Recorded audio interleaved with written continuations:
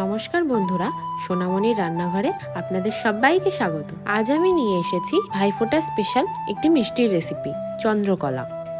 প্রথমেই আমরা চন্দ্রকলার পুর বানানোর জন্য ঘরেই ক্ষীর বানিয়ে নেব।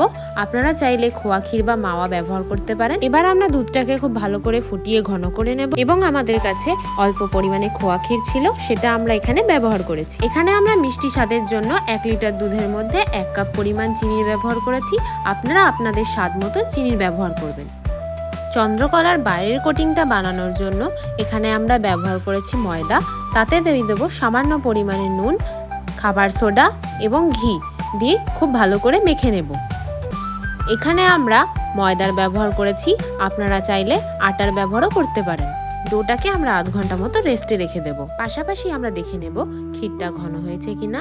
ঘন হলে সামান্য পরিমাণে নারকেল কুড়ানো আমরা এতে ব্যবহার করব। এটা সম্পূর্ণ অপশনাল, আপনারা চাইলে নাও ব্যবহার করতে পারেন।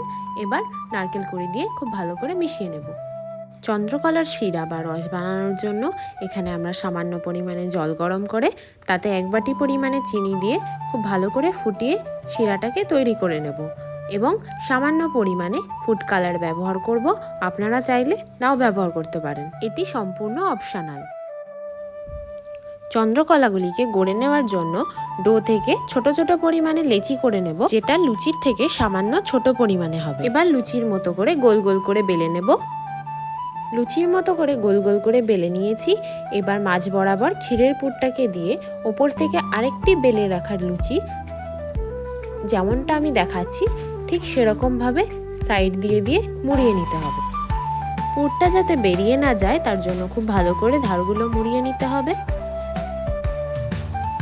বেশ কয়েকটি চন্দ্রকলা বানিয়ে নেওয়ার পর আমরা আরেকটি ফ্রাইং প্যানে সাদা তেল গরম করে তাতে লো টু মিডিয়াম ফ্লেমে একে একে চন্দ্রকলাগুলিকে খুব ভালো করে ভেজে নেব।